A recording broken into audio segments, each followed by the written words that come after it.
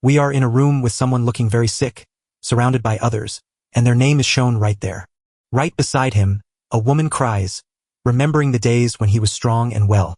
Sean, the fifth disciple, notices the old man looks exhausted and asks Elder C for help, but Kevin shuts down any plan to save him, insisting that his own harsh training was what caused the old man's downfall and that trying to fix it now would just be a waste of time. The second and third disciples give Kevin a nod to show they agree. The fourth disciple, Young, eagerly waits for the old man to finally die, thinking it's been happening too long, while his friend Jang agrees and says they should look down on anyone who still respects the old man's lessons, and Young has already decided to leave to learn from the second elder, who is famous for having many female followers. A girl nearby gets so mad at what they're saying that she curls her fists and starts swearing at everyone there. Standing up, she scolds everyone for not being grateful to SEO's lessons on immortality, warns that the old man's time is nearly up, and calls the group nothing more than animals. Her angry outburst makes the whole group mad, and Fun walks right up to her. Fun bumps her, sending her stumbling back until she crashes to the ground. He tells her she needs to show more respect. Fung looks annoyed and asks why she dares to talk to him like that. She turns her focus to Fun and suggests that if she wants to stay with the old man, she should be given the chance to do so. As Kevin packs up his things, he mutters that he's already grabbed everything valuable from the old man. Fung carries his things, smirks, and jokes that the worthless old man is a perfect match for his own worthless servant. Lying on the ground and shaking from fear of betrayal, she slowly pulled herself up while tears blurred her vision, only to hear the elder call out from the bedside, prompting her to rush back and promise to care for him once the traitors were gone. Shurao thought back on their path, wishing he'd properly taught her the way before it was too late, and he sighed, wondering if she still held a grudge against him. C, shy about her weak natural talent, remembered how Shurao saved her from slavery and stayed grateful without a single complaint. She bitterly cursed the heavens for their unfairness and the villains for their betrayals, sighing that good people often suffer cruel fates. Seattle started pushing himself up in bed. Before she could finish speaking, a fit of coughing cut her off, making Z worry about how she was feeling. Shurao saw blood on his hand and muttered with a dark look that his time might soon be up. CIA knelt and pressed herself to the ground before Joey, begging him to take her on as a student if he didn't hate her, promising to avenge his betrayal while refusing to stand up until he gave her that chance. Seo was a little surprised by how determined she was. Turning solemnly, Seo placed a hand over his chest to acknowledge the seriousness of his condition. While worrying about his own well-being, he questioned the wisdom of accepting her offer and urged himself to rest. Seo holds out a tiny bottle of the last drop of condensation essence, telling her it's not much but it's all he has to give right now. Z's eyes fill with tears as she tells Zhao to rest without worrying, but Zhao gently reassures them that he won't be leaving so soon. While he talks, a sudden coughing fit hits him so hard that the bottle slips right out of his hand. The bottle rolls off the edge and hits the floor. As the object shatters on impact, he sees Sai growing heavy-lidded and wishes he hadn't taken her on, even though he still has to wake up. Sia starts wondering if this really is his end, even though her loud crying hurts his ears and makes him annoyed, which makes him regret not taking Ji as an apprentice sooner. He gives up and accepts his fate, until suddenly a voice shouts that the disciple bonus system is officially launched, leaving Shurao confused and wondering what it really means. But wait, he gets a gold pill that never runs out. Each pill holds the power of 10,000 lesser pills, enough to make a cultivator stronger or mend deep wounds in a heartbeat. Shurao clutches the pill, tears running down his face as he thanks fate for this second chance after 20 long years in this world since he crossed over. 20 years ago, he was born in a car crash and convinced he was the star of a gifted family, even reaching the next big step before he turned 10. But when he joined the Hong Kong sect, his powers froze and everyone mocked him, until fate gave him a fresh start. Xiao asks the system what his reward is, and the system explains that just as the name suggests, he gets paid for everything he teaches to a disciple under his name. Shurao asks if this covers the skills and knowledge his disciples learn. The system checks that the host's teachings are included, and if the disciples grow in skill or wisdom, the host gets twice the reward. Basically, if the host shares 200 days of cultivation with the disciple, they get back exactly that same amount. Just as a disciple learns a sword move from their master, the host instantly grasps that same skill at the level of 10 times its worth. Shurao grips the golden pill, asking the system if giving it to his disciple would bring a reward, only to learn that gifts can't be paid back. But since teaching a skill and sparking new understanding isn't giving away a gift, the system promises a second reward. Realizing what this meant, Shurao swallowed the pill to seize the chance it offered. After swallowing the golden pill, Shurao glows with brilliant light and shoots straight up from the mortal realm to the golden core in one smooth leap. While Z stays by Zhao's shaking and crying side, begging him to wake up, She whispers that she only wants him back, not revenge, training, or any pills. Suddenly, Shurao rests his hand on Jay's head, reminding her of the very first lesson her master will teach, and with tears in her eyes, he gently lifts her chin, leaving her both surprised and moved. When Ji looks into his eyes, she sees he is fully healed and buzzing with power, so he tells her that if anyone stands in her way, she must crush them with twice the fury. Meanwhile, at the Hongmang sect's 6th peak, Feng knelt before a man, pleading to become his disciple and offering the secret martial arts of Shurao's Unk as a deal. After taking the scroll from Feng, the man admitted that Shurao had truly proven himself, even though he sadly watched the once greatest disciple of the Hongmang sect fall so far from his former glory. The elder told Feng that if he really wanted to be his student, it could be made to happen. But the elder brought out a ruler called the Ruler of Repentance, which could see deep into a person's soul. The old man said that if Feng could pull Shurao's spiritual root out with this ruler, he would take Feng on as his own disciple. Yet Feng was told to handle the ruler very carefully, because once it touched blood, it would be hard to get off without doing it the right way. Feng grabbed the ruler and promised the old man he wouldn't let him down. Suddenly, a fierce blow hit Feng from behind and slammed him into the wall. The attack left Feng badly hurt, and when he looked down at his own body, he couldn't believe what he saw.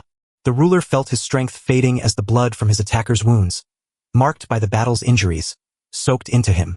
Crushed by pain and despair, Feng collapsed to the ground, screaming that he couldn't die just as his journey to immortality had finally begun. Even with all the chaos around him, Elder Wang asked calmly who could have done such a terrible thing. The old man looked up and saw Shurao flying above, and when their eyes met, Shurao laughed and dared the elder to go get his own spiritual roots if he really wanted them. Wang looked up and apologized to Shurao, saying it was just a joke about Feng, but inside he couldn't believe how strong Shurao really was since Feng had said he was almost dead. Shurao said everything would be fine, but he wasn't kidding, and Wang Na shook his head in disbelief. Shurao gathered his magic and made several swords appear around him. Seeing this, Wang Na was amazed and knew right away it was the Kong Gang sword technique. This memory sparked a realization in Wang Na. Back when he and Shurao joined the Hongmang sect, Shurao had won the master's favor by creating the glowing sword art and claimed most of the cultivation resources for himself. Luckily, Wang Na reached the golden core stage before Shurao, leaving him looking as if he couldn't help at all. Wang Na built a wall around himself to stop Shurao's attack and warned him not to be so reckless, since he had already reached the 2nd level of the golden core and had no advantage to lose. But Shurao smashed the wall apart before Wang could even finish his warning. Wang Na was so scared by Shurao's strength that she couldn't believe what she was seeing. Shurao gave a faint smile and asked if that was all there was to reaching the 2nd level of the golden core. Swords spun wildly around Wang Na as the attack grew fiercer, leaving him in shock because Shurao's power seemed far beyond even the mighty golden core stage. As Wang Na thought about Shurao's terrifying power, a sword slashed across his hand, making him let out a scream of pain. As Wang Na pushed through the slashing swords, he yelled a warning to Shurao. If he killed him, the entire sect would never forgive it. Shurao spoke calmly to Wang Na, asking what the sect would do now that Wang Na was gone. Shurao turned his strike toward Wang Na, who had no choice but to pull out a strange, hidden object to defend herself. As soon as the artifact was activated, a shield formed instantly to keep Wang Na safe from harm. Wang Na sighed in silence, knowing this powerful item was down to its very last charge. A bitter blow since he had saved it all for the special moment he planned to break into the Nent Soul stage. Seeing this, Shurao admitted to himself that Wang Na must have some secret tricks up her sleeve, likely thanks to all the gifts she'd collected over the years. Suddenly, dark lightning started striking everything without warning. Wanga yelled at Shurao, asking if he was really going to keep doing this. Shurao looked determined as he asked why he had to stop. Shurao kept pressing the fight, and his final blow blew up in a huge explosion. In the middle of all the chaos, Wang Na couldn't believe what she was seeing. Shurao charged forward, smashing everything he touched into pieces. Once the attack finally stopped, everything around was a mess with a huge hole ripped right into the ground. Afterward, Wang Na lay in agony, writhing from the terrible wounds that had been inflicted on her. As Shurao stepped closer, Wang Na screamed in terror, begging him to stop, while Shurao wondered if the mysterious shield protecting her life was truly a top-tier treasure. The artifacts were sorted into 5 ranks: mortal, mysterious, earthly, celestial, and immortal, with each rank split into 4 grades: low, medium, high, and supreme. Wang Na's shield, a rare treasure from the mysterious even class that any sect would fiercely protect, caught Shurao completely off guard. Shurao barely cared about the news, just raising his sword for the final strike as the fight ended. Wang Na quickly built a last shield to protect himself, begging Shirao not to kill him even though he was hurt. Shirao paused, holding his breath as a voice called out. Zhang Hai, the Hongmang sect's leader, warned Shirao not to act rashly because starting fights broke the rules and could get both of them kicked out.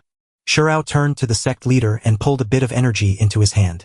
When Wang Na saw Zhang Hai, hope surged within him, and he cried out to the gods, claiming that Shirao was causing chaos among everyone there. Suddenly, Zhang Yi unleashed his power and hit Wang Na on the face to shut him up.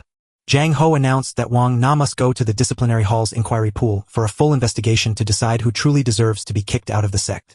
Wang Na lay on the ground, shaking with fear and covered in bruises.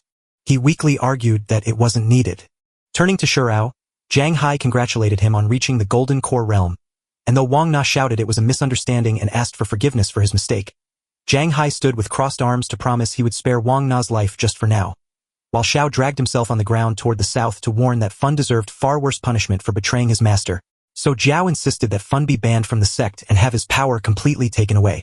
Fun begged the sect leader for help, but Zhang Hai just said it was Shirao's call on how to fix things. Hearing this, Z took off running and told her master she didn't need him to help. Seeing how Se reacted, Fun called Gi useless and charged right at her.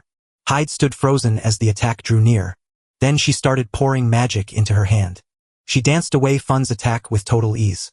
Fun stood frozen, shocked that Ji, once thought so small, had secretly mastered the powerful Kong Lang sword style. When he heard this, Shirao started to tell his story.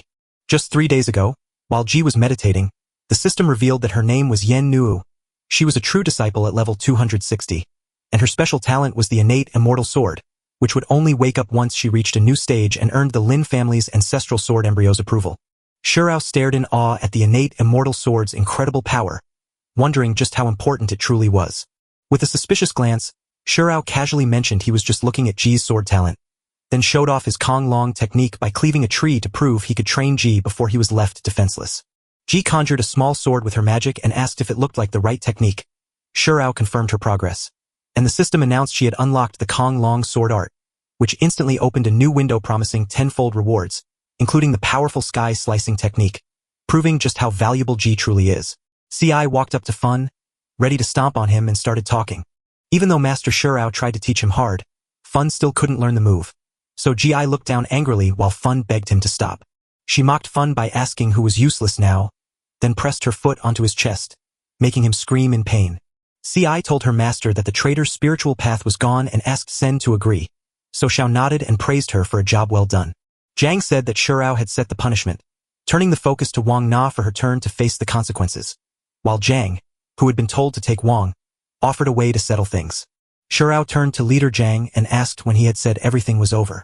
Leader Zhang, confused, questioned Shirao about his new demand, reminding him of his earlier promise to spare Wang's life, while Wang anxiously asked what else Shirao wanted from him.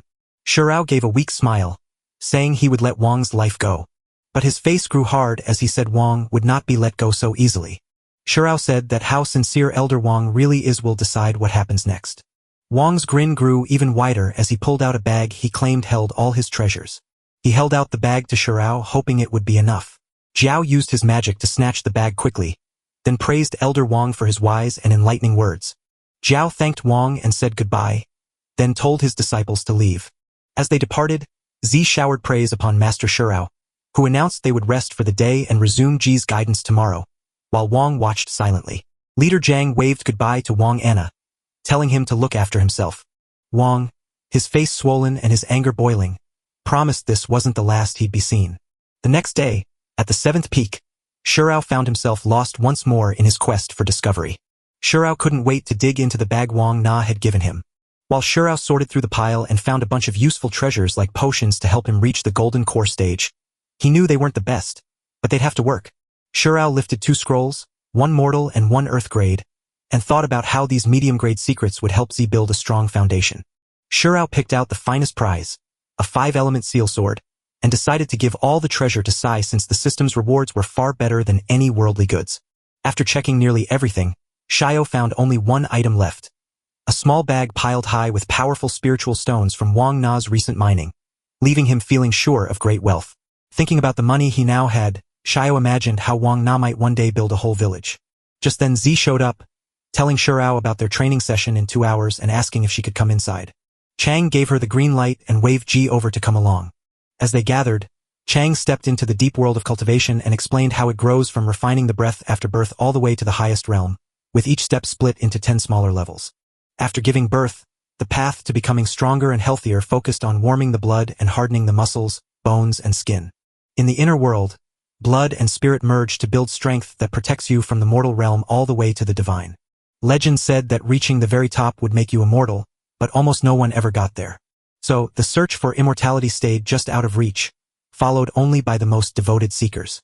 Facing each other, Shurao and Ji clasp hands to begin their training, with Shurao urging Ji to approach the ancient technique with total focus.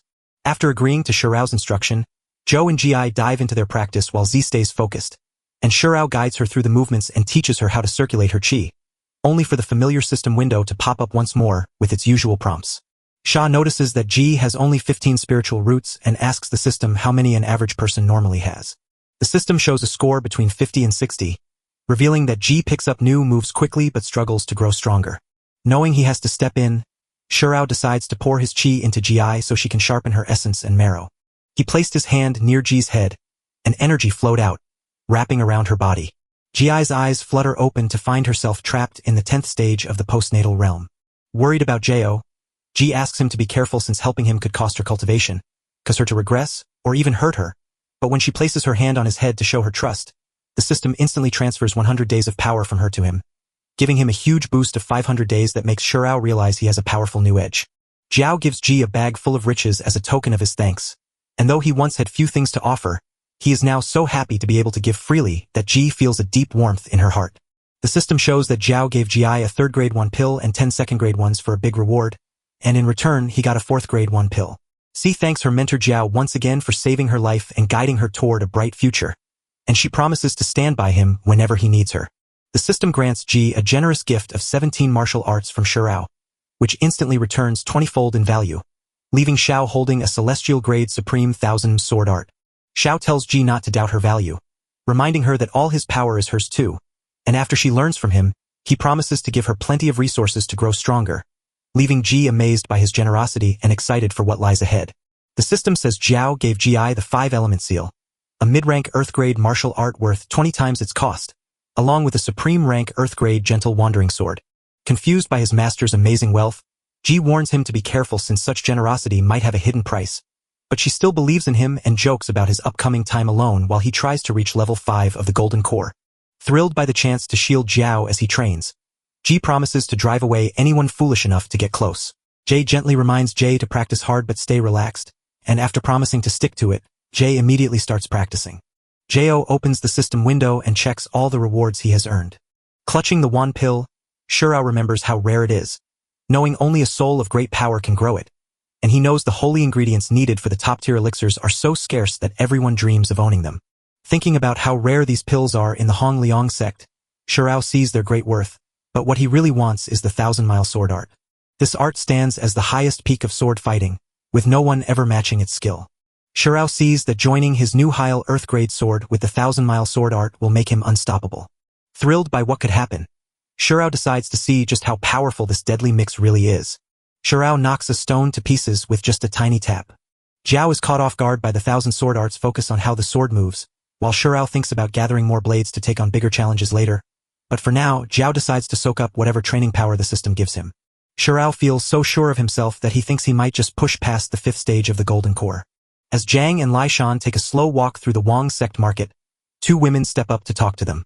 The women start talking about Shurao, who just joined the Golden Core and embarrassed Elder Wang on the 6th peak by beating him, which has now caught the attention of Zhang and Lai Shan. The women look on in awe at Zhao's willingness to cut away his own spiritual roots to help his disciple, wishing they had such a devoted master to follow. Hearing this, Lai starts to wonder if Zhao really managed to pass on his skills and help to Shurao. The women with Wang Zhang asked why Zhang and Lai left the 7th peak. Wang Zhang brushes aside their questions, calling Shurao an incompetent who mistreats his students, and explains why they are leaving. As Linha watches the scene, he wonders how Shurao earned his place in the Golden Core so quickly, and why Elder Wang couldn't stop him. So curiosity gets the better of him and he steps forward to see the truth with his own eyes. At the 7th peak's gate, a man named Zhang, who speaks for the sect leader, steps up to face Shurao. Chan, Zhang's senior disciple, introduces himself and warns Shurao that the sect competition is coming in 100 days, telling him to get ready. Chun pauses, offers a quick sorry, and then prepares to talk to Ji about what's coming. Yes, even though she looks weak, she blows Eugene away with her skill in the contest, yet Eugene still guesses she will lose and cry. When Eugene hesitates, Ji gets angry, but Shurao steps in to say that Chun is just looking at things too narrowly. Eugene was caught off guard by Shurao's sudden interruption. She shows Xiao how Ji went from a beginner to the 10th level of the postnatal stage in only 3 days, making Xiao ask how that could happen so fast. Chun doubts that Ji is truly irrelevant, even though it looks that way. Chun looks completely confused and asks Shurao if he's really telling the truth, since he doesn't believe a word of it. Shurao pushes Chun to doubt his own disbelief, which leads Zi to show off her amazing power with fire. Chun, now scared, admits that Ji's progress is real, but he still can't believe it's actually possible. Lin Heran watches quietly from the shadows and feels the same shock. Shurao walks away with confidence about the endless potential ahead. While Dream happily accepts Chen's advice, Lin Heran secretly wonders if Shurao helped say, and Lin Har thinks hard about the dangers of moving one's power and how to use this new knowledge. After these things happened, Lin Heran stood before Elder Mangyu inside the Third Peaks Hall. Elder Mangyu looks at Lin's claims and wonders what he should do about Shurao trying to steal the Wang's special way. Lin Heran throws their weight around in the sect, demanding most of the supplies while calling Shurao a wasteful squanderer. When Lin Heran spoke up in front of everyone, the crowd gave him the go-ahead to handle the matter himself. Inside the crowd, it's made clear that if Lin Heran beats Shurao, he'll be accepted as a direct disciple, which he thanks them for. While Shurao and Ji get ready to help Ji enter the inner realm and clean her body's energy channels, Ji agrees to the pain ahead, remembers Chen's lesson, and decides she is finally strong enough to stand her own ground. Shurao packs a bag with 4th-class meridian cleansing pills bought with the money he got from Hang Na. Now that everything is ready, Shurao begins the training. Ji focuses hard as the process begins. Ji keeps going through the pain until she finally feels light. The system pinged that Shurao had given 200 days of her own growth to Ji, which instantly made her 70 points stronger and handed her a lowly Earth-rank sword skill, a result Shurao was quite happy with. Feeling proud of his success, Shurao's golden core practice finally hits the 6th level. Shurao is happy with his progress and loves feeling that he has moved forward. After finishing the task, Ji wakes up feeling much better than before. After reaching her 1st level, Zuri wonders if the meridian and marrow purification she went through is enough to face Chen. A window shows Zuri's new name, Xinyu, reveals her true identity as a disciple with a foundation realm aptitude of 85, but notes her innate sword body talent is still locked until she gains the Lin family's ancestral sword embryo. Xiao chuckles softly, brushes Zuri's face to encourage her to face Chen boldly, and promises to escort her to the World Genius Challenge if she wins, an offer that fills Zuri with pure joy and makes her wonder if such a great feat is really possible for her. Suddenly, a knock breaks the quiet and startles Zi and Xiao, and the visitor tells Jiao that a disciple was badly hurt while gathering herbs, forcing Jiao to go look into it right away. Feeling suspicious, Xiao decides to sneak outside and follow the caller. As Zi leaves, she wonders who else Jiao has trained besides her. As soon as Jiao opened the door, he was surprised by what he saw. Lying on the ground, a stunned Lin Heran calls out to his master Shurao, pleading for him to accept the tiny blood dragon plant he managed to find. Zi screams in anger, accusing Lin Heran of betrayal and demanding to know why he is even there. Lin Heran tried to explain, his voice shaking as he insisted it was all a misunderstanding and he only took the plant to save his master's life. The disciples of Elder Mang from the 3rd peak jumped in to defend Lin Heran and asked everyone to calm down before taking action.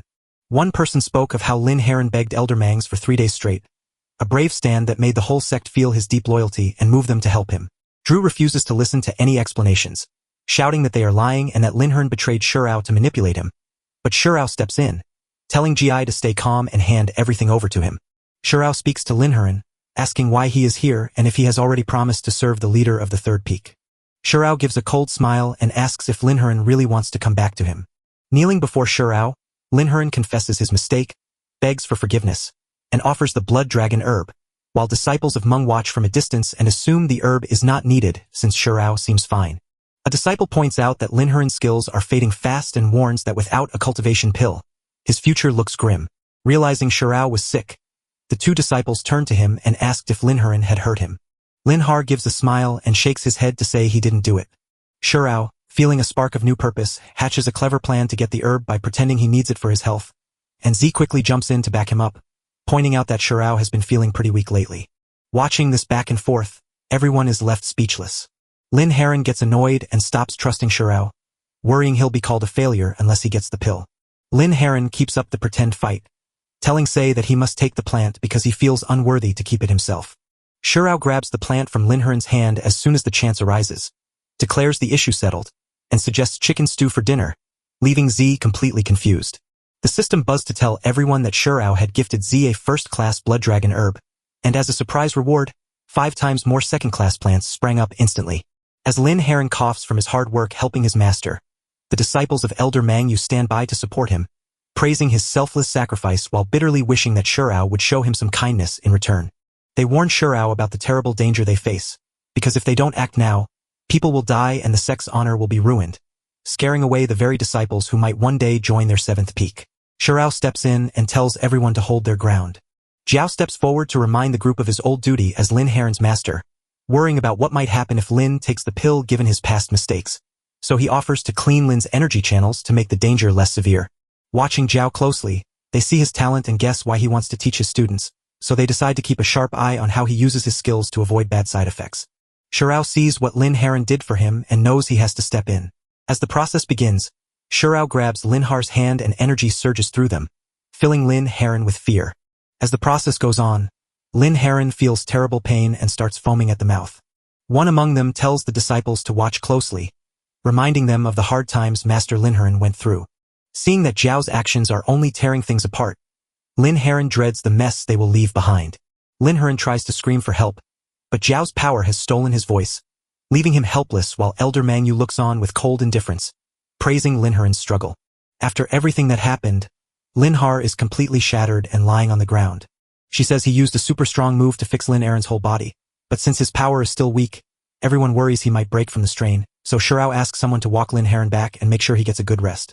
Chao leans on Jay for support, admitting he's worn out from using so much energy and needs a quick break. Laughter bursts out as they joke that one of them clearly doesn't get Shirao's move, since their aura is way different. Seeing the perfect moment, they decide it's the right time to show off what they can do. Before he could blink, one of them lunged at Shirao, making Ji yell a warning. But Zhao's grin shows he's ready to take on that attack. He quickly spins away, easily sending the attack right back at his opponent. Chao smiles and wonders how anyone could be so bold to attack Shirao, who just saved a dying man. Seeing what was happening, the attacker froze in shock, wondering if he had picked the right moment and marveling at how much energy Shirao seemed to have. Shirao pours all his strength into pushing the assailant away with a powerful shove. As the attacker crashes to the floor, his followers scramble forward to help him up. Shirao casually turns around, pretending nothing strange happened, and asks Jia to make chicken, so she happily agrees and starts getting everything ready right next to him. Lin wakes up screaming in terror and yells, "Why didn't you two do something sooner?" As their eyes lock on one another, the two enemies step ready to fight. One of them pulls out hidden treasures Meng gathered on his journeys that he can control with a special trick. These items disappear into nothingness without a trace, creating an attack no one had ever seen before they reached the 7th peak. A secret power handed down to him with a single order to use only when everything else fails. With a sharp movement, he sends it straight at Xiao, but Xiao easily sidesteps it like he is just playing around. The projectile smashes into the door and starts eating it away. Slowly, the door starts to fall apart. Seeing this, Xiao realizes just how special the situation is, but thanks to the supercharged senses from the endless golden pill, he can spot any hidden danger from Jiao before it turns deadly, which would have been fatal without it. Zio looks at the two confused people who can't figure out how he dodged the attack. Even though they look confused, they don't flinch and keep pushing their attack forward. Xiao tells Ji to use the Kangol Longsword technique and aim it toward the southeast. Z grabs her sword and gets ready for the attack coming her way. With a quick move, she skillfully blocks the attack. C stands completely amazed by her amazing ability to defend herself. Suddenly, a system message pops up announcing a special reward. Because you understood the true spirit of the Kangol Longsword under your master's teaching, you've earned a triple bonus including a set of intermediate dragon spirit armor. Shirao watches Ji, knowing he saw this coming since she just learned to feel the sword's heartbeat. Yet she still amazes him. The disciples of Meng stare in shock at this amazing display of power, and even those strong enough to sense the void or separate energies cannot spot the attack, leaving them completely baffled as they try to figure out who this powerful being really is. Lin Heron scrambles along the dirt, begging everyone to run away right now. Seeing Lin Har so desperate, Zio's eyes turned cold as he wondered how a traitor who hurt his family could dare to attack him. Feeling Zhao's fierce resolve, Lin Heron shrinks back in terror. Z grabs the moment to leap forward with her sword and shout that Lin Har's actions can't be forgiven. Lin Heron tries to dodge, but the attack hits him with a powerful force. Lin Aaron crumbles to the floor in total defeat, his shaking voice whispering that this just can't be real. A disciple warns them not to get close, but Master Mongyu promises that Shirao's story isn't over because his master and friend will step in, even as one student notes the dangers of their current power while another spots a shadowy threat hiding behind Z. Z looks like she is starving to see blood. Shirao puts a hand on Jay's shoulder to tell him to rest while she takes charge, but she whispers that sometimes it's better to be dead than alive. The disciples start to lose their courage and beg Shirao to stop going further. Even though they shout their regrets, Shirao keeps pushing forward, doubting if they truly feel sorry. Shirao keeps walking, showing that there's no time left for regret. The clock has finally ticked out its full run. Hours later, Shirao stands before the sect leader and tells the story, painting every move as a brave act of loyalty to protect the sect's honor. Shirao begs the leader to show mercy and save the seventh peak from punishment. Leader Zhang stays calm, worried that some of the traitor might still be hiding even after he died. The leader warns that breaking the sect's rules over and over is a very serious matter. Shirao bows his head in respect to the leader's wisdom and promises to follow every order. Another follower steps up to the leader and calls out the unfairness and twisting of the truth. One of them speaks up about wanting to visit the seventh peak, but then sees Shirao break the sect's rules by killing his own disciple, so he argues that kicking Shirao out is the only right thing to do. Shirao pushes back, saying this wasn't just a visit because Linha was already his disciple, and he blames Mongyu for what happened, while Mongyu tosses away the attack needles and insists it wasn't a casual trip, leading Shirao to warn him not to lie about his true intentions. Leader Zhang's frustration is so strong that he yells at Mongyu for defending the sect's rules, demanding that Mongyu prove his loyalty by giving up his own cultivation. Mongyu drops to his knees again and begs for mercy as soon as he hears this. Zhang Hua steps in to shut it down, ordering Mongyu to face 3 months of hard labor and 1 month of quiet thinking with no room for arguments. Shirao quietly nods in respect, accepting the leader's wise advice. As the guards step in to drag a bewildered Mongyu away, he stares at them in utter disbelief until the very last moment. Mangnu locks eyes with Xiao and vows to take revenge, no matter how high the price. While the rest of the world rests, CI works hard at training inside the Seventh Peaks Hall. Xiao interrupts X's focus, apologizing for his earlier talk with the traitor and volunteering to face whatever punishment the sect leader decides. Startled, Z leaps up and starts pacing while Zhao apologizes for his earlier mistakes and promises to stand by her. Shirao gently calms her fears, telling her she's not to blame and that she can trust him to keep her safe. She puts a hand on Jay's shoulder and begs her to really listen and never forget what she says. From now on, anyone who dares to cross Ji or Shirao, be they a traitor, a god, a ruler, or an official, will face our revenge. Ji's face turns bright red with excitement at that news. She promised to never leave Ji's side, no matter how much the sky falls down. Ji is so full of thanks that she starts crying and drops down to her knees. As Ji lets out her emotions, Shirao gently lifts her up and urges her to speak freely, while Z insists that the truth must not be hidden from Ji. C drops her secret name, Lindsay, and reveals she is a true Lin, once the ruler of the Southwest. Shirao is stunned, remembering how the respected Lin family, once powerful, suddenly vanished 10 years ago. Ji cries as she tells the Lin family how they found a huge treasure of spiritual stones on their land, a discovery that could have made them as powerful as the Hong Liang sect. Even though her father tried to keep the discovery a secret, Zay's uncle gave the family away to the Luo Yun sect out of greed, which led to a bloody massacre for his own gain. Over 100 of Zay's family were killed by the Lu Yuan sect, leaving only a handful safe with her father, while Z barely survived only to be robbed and sold into slavery by bandits. She shares how lucky she was to be saved by her master Shirao, knowing how terrible things would have been without him. Hearing C's words, Shirao is moved to tears, but realizing the pain behind her hate, she grabs Ji's arm and declares they must leave the mountain together. Ji asks why Ji left so quickly and where he's going, but Shirao says Ji asked Xiao to be his master, and out of respect for that choice, he's going to get revenge. Locking eyes with Ji, Shirao promises to stand by her side as her master and help her seek revenge at the Lu Yuan sect. Her tears flowing at Shirao's determination marked a fresh start. Ji rushes to hug Shirao, telling him she'd kneel for the rest of her life just to see him happy, and though he gently pushes her to focus on the road ahead, they step out together into a future full of endless possibilities. Deep in the woods just beyond the city walls, 2 figures fight until a third one jumps in. As Lori and Linking Xuan face the newcomer, she screams that he let others die and steal their energy. The new arrival, Zhang Wei from the Sun and Moon Ghost sect, admits his part in the fight by pointing out that Lu Rei has mastered the green twin swords technique. Zhang Yi steps up to fight, forcing Lori and linking Xuan to get ready for the clash. But just as the fight was about to start, a wild burst of power slammed into the air and froze everyone in their tracks. Zhang growls in anger, shouting for the source of the interference. Xuan and Lori share a startled look as they stare at the hole the strange energy beam made in the stone. Jai grumbles that she missed her shot because she hit too early, but Shurao just reminds her that he had told her exactly that. Zhang snarked that all this mess was just Ji's beauty at work. Zhang sneers at Ji, asking how she thinks she'll fix her mess. C scolds Zhang for his arrogance and says he deserves a beating, but Ji ignores her protests and steps forward anyway. Zhang quickly takes Ji's weapon and scolds her master for not teaching her better. While worried watchers warn Jie to be careful, she stays determined and keeps her eyes fixed only on her goal. Jai snaps back at Zhang, reminding her that her master taught her never to show mercy to fools like Zhang Yu. She uses her magic to light up the space behind Zhang, but before he can turn, several swords slash him from behind, making him cry out in pain. Sai grabs Zhang's bag and shows it to Shurao, proving there's no real treasure inside, just some spiritual stones and healing potions. Shurao tells C to hold onto the bag, and then Xuan and Lori walk up to Ji and Shurao to thank them for their help.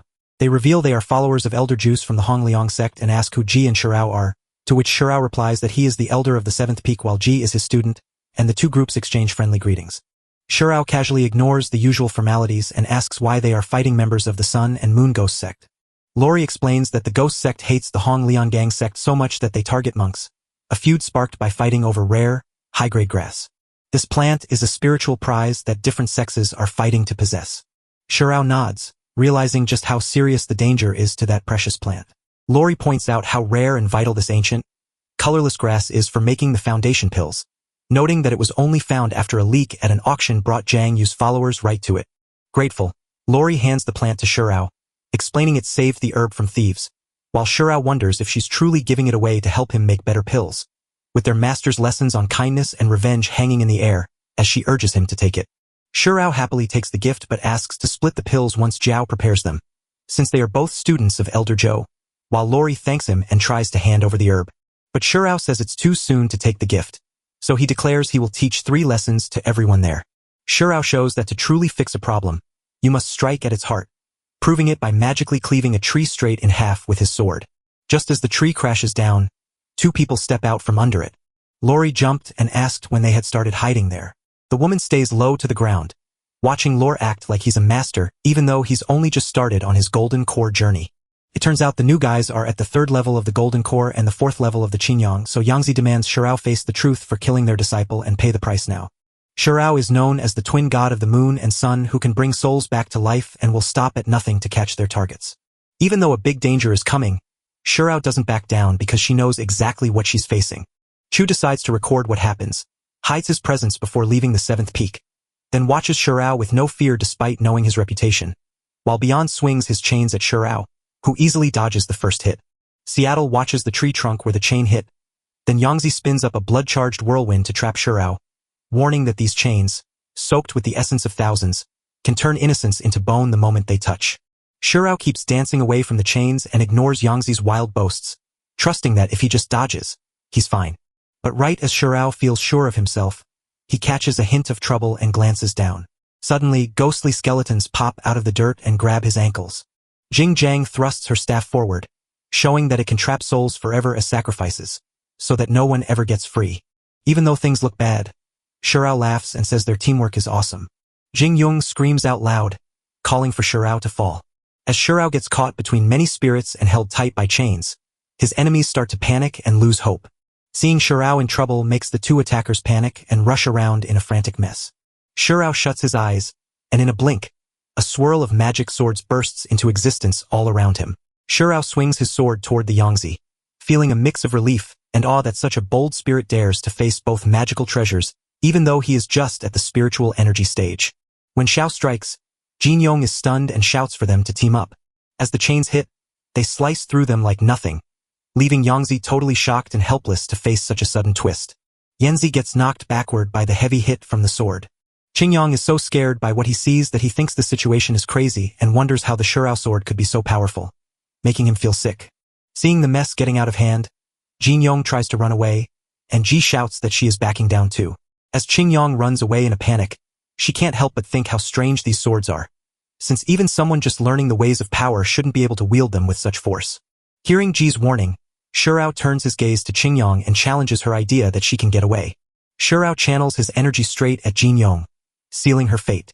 Jinyong asks the spirits inside his staff to help block the attack coming their way. The Shirao sword pushes hard straight toward the middle, locking its sights on Qingyang. As soon as the formation breaks apart, the spirits will be set free. When they heard this, the spirits stopped dead and wouldn't protect Qingyang anymore. Furious and confused, Qingyang begs the spirits to see Shirao as the real enemy and protect her. But the spirits twist against Qingyang and attack her with fierce fury. So the curse breaks. Jai lets them go on their separate ways while Chuan and B. Lori get shocked by Zio's amazing power after seeing Elder Shao knock out 2 villagers with just 2 moves, leading Chuan to wonder if Shirao has now reached the next soul realm. I touched the treasures of the defeated pair with joyful hands and shouted my discovery. Approaching with a smile, Shale praises Ji for her growing skill at gathering spoils and gives her the bag that once belonged to Jiang Yi, making Ji's eyes light up with joy as she thanks Master Shirao for the gift. Watching Shirao's kindness toward Ji leaves Chuan and B. Lori in awe, while Ji proudly shows off her stash of thousands of spirit stones and elixirs, asking Master Shirao how she plans to spend it all by herself. Shirao tells Ji that he has left everything in her capable hands and to be careful, while he thinks about looking at the rewards the system gave him. The system notices how generous the host is to his apprentice and shows a big reward made up of many different things. Chao was totally blown away by the huge pile of gifts, which included a level 4 immortal nourishing pill, a Cancun ring, merciless millennium herbs, and absolute class spirit stones. Shirao stops and takes a deep breath as he realizes just how rich he is now with 2,000 absolute class stones. Shirao dances with joy over his sudden wealth, then eagerly asks permission to give 2 bags to Linking Xuan and B. Lori as a gift, since she already has the Cancun ring. Linking Xuan and Bori hold back from taking the gifts, thinking they are worth too much. Shirao gives Ji a gentle pat on the head, letting her know she can do whatever she wants with the gifts. Ji smiles and hands them the 2 bags, asking them to be very careful with what they hold. Linking Xuan and B. Lori wiped away their tears of joy, thanking Ji and Shao for being such kind-hearted people. Lori admits she feels jealous of Ji because her master is so selfless. After much effort, Shirao and Ji finally stumble into the alchemy room in Luyuan City. As they step inside, they see a group of people working hard on their tasks, and Ji asks them what they're doing. The news that the harsh millennium herb found beyond the city walls can be used to perfect foundation pills for Ji fills Ji with joy, prompting her to thank her master, Shu Moon, who quietly listens to their excited chat. Shun is shocked to learn that making the foundation pills needs a golden core level of power, so she doubts the young-looking Chao, but when she sees his calm aura, her doubts fade away. Suddenly, a massive explosion shakes the room and throws Shao and Ji flying backward. Ji feels ashamed and doubts Shirao's alchemy skills, so Shirao tries to stay calm and admits he has never made a foundation creation pill before. Shu offers to help Ji make the foundation pill better, and Ji happily agrees, but Jao still looks suspicious. Shun tells Shao that refining the pill is too important to share, so he must do it all by himself. The crowd watches Shu Moon with awe, seeing her true kindness in every generous act she makes. Shirao spots the mark on Xuan's shirt, which shows she is a second-level alchemist. Shirao stared at Xuan in amazement, wondering how such a young girl could already master the ancient art of alchemy. As Su Mohan carefully pulls the herbs out, Shirao thanks her and promises to pay double what anyone else would. After that, Mohan starts making the herbs while Z and Shirao watch him closely. The air around them suddenly fills with a bright, humming mix of green and yellow energy. Suin grabs a bottle, speaks a spell, and fills it with energy. Even though Shirao insists on paying, Suin says the favor was given freely and won't take any money. While everyone around Suin runs and shouts in chaos, she stays calm and watches everything closely. Mohan bows to her, turning down her money once more before slipping away with a graceful smile. Shirao stares at the terrestrial sword on auction, planning to buy it to get better rewards from the system for Ji. Shirao asks Ji to join him at the auction, and Ji, thrilled by the news, happily said yes. On the second floor of the Tongji building, a presenter displays a magical ironwood whip from 1,000 years ago, studded with spirit stones and powerful enough to reach the Xuan realm, starting the bidding at 30,000 low-class stones. Hein jumps in the race, driving the price up to 100,000 and leaving everyone else struggling to keep up. The bidders grow more frustrated as they see how fierce the competition is and how hard it is for regular people to pay these huge prices. Sumoan watches the bidding go wild but stays quiet. The presenter showed off a top-tier melted core fire lotus, boasting about its amazing quality and setting the starting price at 1,000,000 low-grade spirit stones. Su Mohan sees this as her one shot at saving everything, so she must get the melted core lotus. Su Mohan's mind races as she plans her next move to grab the prized melted core lotus. But Z, ignoring everything else, jumps back to his feet with pure joy and shouts out an offer of 2 million. Sumoan's eyes fill with tears as she can hardly believe what just happened, while the other guests admit they can't beat that huge price and accept defeat. Knowing once again the rich have won, the presenter bangs the gavel, declaring that Shurao has bought it for 2 million. As Shurao stared at his new pile of cash and wondered if it could buy him joy, Z just watched him with a quiet, thinking look. The presenter places the lotus on Shurao's table to congratulate him on the purchase, while Z looks on in awe at its beauty. Watching the scene, Suin wonders if they plan to buy everything else too. Though Su Mohan feels sad about missing the chance to get the melted core lotus, she gathers her courage to ask Shurao for it. And when she reaches his table, Z spots her and remembers she is the alchemist from before.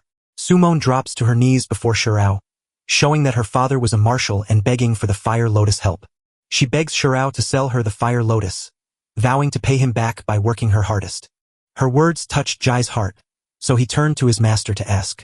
Shurao announces that the lotus is now Jai's and tells Su Mohan he can do whatever he wants with it. The system notices Shurao's gift of a top-tier fire lotus core to his apprentice and instantly awards him 5 times the usual bonus. Before they can move, a rope with a sharp iron tip flies straight at them. Z spots the danger coming and stands strong against the attack. After the sudden attack, Z asks who did it. The crowd roars with excitement, ready to fight. A man gripping a rope sneers at G, calling him nothing. He points to another man, calling him his master and offering 3 million for the lotus, which makes everyone gasp at the huge price. This is Wang, the son of the Lu Yun city lord, and Wang Youngerist says that 3 million is just a small price for Su Mohan. As soon as Sumihan spots him, he starts looking nervous, and Shurao notices right away. People say that Wang Ranga is tormenting Su Mohan again, and they warn that since Su Mohan became the family head, Wang Ranga has been bothering her without stopping. The attacker springs back up and orders the 2 women to hand over the lotus for Wang Roger. Z stands up defiantly, declaring they won't sell just to make Wang Roger happy. Mohan darts forward, pleading with Gi to hold back while leaving Ji and Shurao baffled by the sudden plea. Shurao whispers that Suin might know that man. Suin starts explaining that the man is the powerful son of Lu Yun's lord, and she tells how she once turned down Wang Ringer's marriage offer, which only made him chase her even harder. Suin steps up to take the blame for the mess, tosses out 50,000 spirit stones as her apology, and then announces she's heading out. Shurao watches Moan's strength and cleverness and gets excited about the idea of teaching her, especially since she's already a top-notch alchemist at such a young age. Shurao calls someone to ask them to wait a moment while he hands over the lotus and shows Wang Younger a lesson, but he adds a condition that leaves the person on the other end completely shocked. Moan suddenly pivots and sprints back to ask about the rule. Shurao casually opens his fan to show her that all she has to do is accept him as her master. Su Mohan shouts that she'll do anything Shurao wants, just so he can save her father. With a humble knee, Su Mohan bows to Shurao as Master Yao, giving a small gift to show her respect, and she happily says yes to becoming his second student while waiting for him to give the okay. A window pops up to congratulate the host on gaining a new disciple, revealing that Su Mohan has a human-level alchemy heart that greatly boosts his success rate, which surprises Shurao since Suin seems average and needs guidance to fully use this new power. Suin holds her sword high and promises to stand by Shurao, who then orders Ji to wipe out everyone there, and Ji agrees right away. Ji immediately obeys and charges at the crowd, but the former leader just sees Ji as a loud, boastful fool. He gets ready for another hit, but Zeri steps in with a fast kick to his face, knocking out a tooth and sending him crashing into the wall behind Wang Roger, leaving him wide-eyed and shocked. Watching this, Wang Rogers' eyes pop wide with shock. Z shakes her head at him, scoffing that his big talk means nothing since he has no real power, while Wang Ranger trembles with fear and points an accusing finger at Ji, demanding to know how she dares to hurt his people and daring her to guess who his father is. Z charges at Wang Ranger, saying her family name doesn't matter now because she plans to beat him until his own dad won't recognize him. Wang Ranger is so overcome with emotion that he begs Z to leave, warning that if anything happens to him, his father will make sure she pays the price, but then everything is suddenly interrupted. Suddenly, someone steps in between them to stop Ji's attack and calm the growing fight. Z looks a bit surprised to see the mysterious nameless bodyguard standing silently by Wang Ear's side, who then starts mocking their enemy's lack of courage and orders his guard to fight back so everyone gets punished. While Wang Ranger hides behind his bodyguard, showing no bravery, Sai stands there calmly and does not move. But the bodyguard insists his only job is to keep Wong Rogers safe, so he won't step in to fix his arguments with anyone else. The auctioneer stops the sale, slams his gavel down, and shouts for an answer to the noise. He warns that breaking the rules at Tongji House means immediate trouble and kicks the fighting parties right out, making it clear that anyone who defies the rules isn't welcome here. Wong Roger decides to leave, calling it the easier choice, and before he goes, he tells Jiao and the others to stay calm in Luyun City so they won't run into each other again.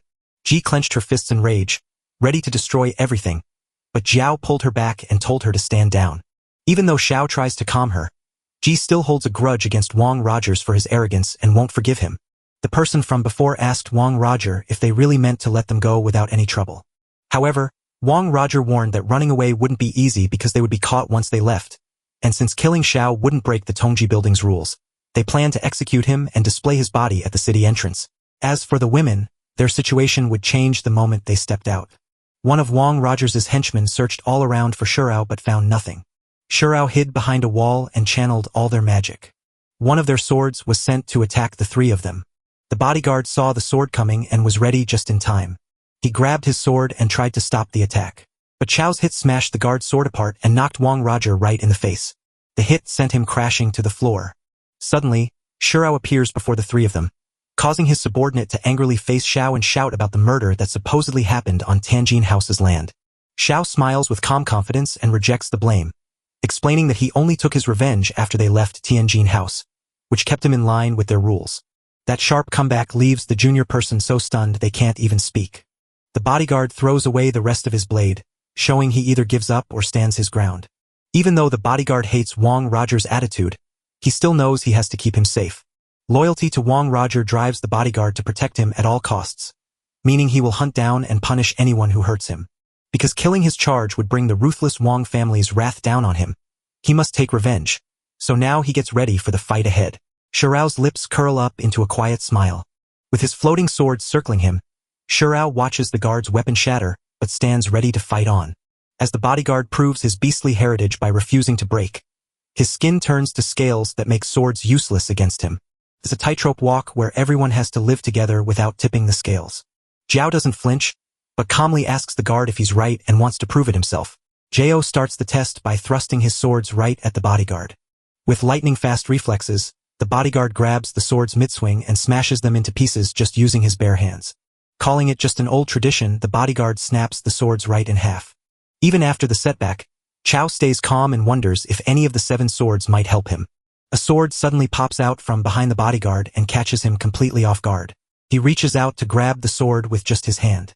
With a tight grip, the bodyguard holds onto the surge of energy that explodes outward, letting out a loud scream. Shurao pulls out his sword and points out that his hand is still hurt even though he caught the blow.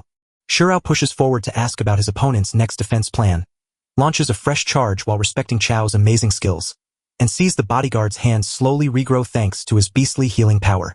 Jiao feels a chill of unease wash over him when he hears this news. Once more, the bodyguard grabs the sword out of the air with a tight grip. Looking straight into Shurao's eyes, he declares that no sword alone can ever defeat him.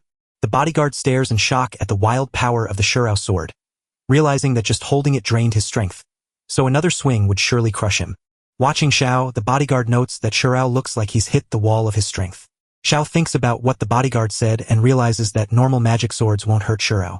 Shurao grabbed the melted fire lotus from the system, a seed fed on the world's purest fire, making it the perfect fuel to forge new weapons.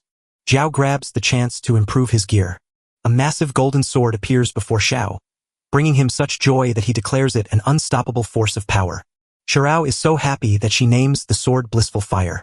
Shurao tells the bodyguard to enjoy the fight with his arrogant friend, but the bodyguard tries to block the attack with his arm. The moment the sword strikes, the bodyguard feels such terrible pain that his arm is cut right off. The bodyguard grew confused and scared by the strange fire, then realized just how serious things had become. Focusing hard, the bodyguard builds a shield of power around himself, knowing it will break the moment Shu's swords swing down on him. Feeling how weak the shield is, the bodyguard knows he can't take another hit and his chances of living through this are getting slimmer. Seeing the bodyguard in trouble, Shurao stands up and shouts that he's not done yet. Suddenly, the sword held by the bodyguard starts to shake. It slips right out of the bodyguard's hold. With a simple twist, the sword breaks the shield from the inside, leaving the guard wide open for the rush of blades. The bodyguard bows his head, accepting his defeat. He bows to Shirao, showing he is ready to face whatever punishment, death or lost power, that Shirao decides to give him. Shirao just smiles as he effortlessly calls all his swords back to him. The bodyguard stood baffled by Shirao's mercy, unable to guess why his life was spared. Shirao tells the bodyguard that if he admits defeat with true sincerity, he will live, though he sees that the guard is proud and knows he is strong and won't give up. Yao introduces himself briefly and leaves, telling the bodyguard that he's always up for a rematch if he ever wants to seek revenge. Shirao adds a warning that if his mission fails, serious trouble will follow, so he tells the bodyguard to stay alive first. The bodyguard froze with terror when he finally saw just how dangerous things had become. Shirao, with Ji and Su Hyun by his side, turns his attention to helping Sumo Han's father, earning thanks from everyone present, including Z, who is deeply moved by Shirao's kindness. As the trio leaves, the bodyguard watches and thinks about how Sai has already done amazing things at such a young age, leaving a mark that will never fade. Thinking about running away, the bodyguard decides to meet Shirao again later if he can get away from the Wang family. After traveling for a long time, they finally arrived at the mansion. Suji gazes at the vast mansion, remembering how the Su family once thrived under her father's care. But now it has faded into ruin since Su Mohan took over. With Father Wang Chong's powerful family and Lu Yun's sect ties, Wang Roger's death could bring big trouble for Shirao. Ji's anger flares as she vows to keep Wang Chong from striking back, especially since the Luo Yun sect is her main goal, so Su Mohan quickly opens the door to let them in with eager welcome. As they walk in, they find a man named Su Hongyuan sitting there, who they think is Wuhan's second uncle, and he immediately gets angry at the sight of them. He shouts his anger and slams his fist down on the chair. Her uncle scolds her for daring to come back. Suin is shocked by her uncle's harsh words, so curious Sumoan asks why he and the other elders are all gathered there. Ji starts to doubt the elders' presence, while Shirao keeps a sharp eye on the growing tension. The air grows thick with anger as a woman calls Sumoan a traitor, claiming she sold the Su family's treasures at the Celestial Destiny Pavilion just to take advantage of her brother's broken body. Mohan's third aunt, known as Su Runaway, steps forward to challenge her and demand answers about her plans. Suin stands up for herself, saying she took the lotus to save her sick father and not for money, then pulls it from her bag to show she really means what she says. Su Mohan beams with delight over her new lotus and tells the whole family about it. The tension rises as her powerful uncle, who has reached the 6th level of the golden core, tries to snatch the lotus right out of her hands. Scared, Suin begs her uncle to stop, but before she can understand what's happening, Shirao steps forward with his swords ready and tells anyone who touches Suin to think again. Seeing Shirao's overwhelming strength, Su Hongyuan realizes he can't stand a chance and desperately tries to escape the scene no matter what. His getaway stops dead when a sword slams into the wall right in front of him, making him freeze instantly. Su Hongyuan is trapped by a ring of swords, powerless to dodge Shirao's overwhelming strength.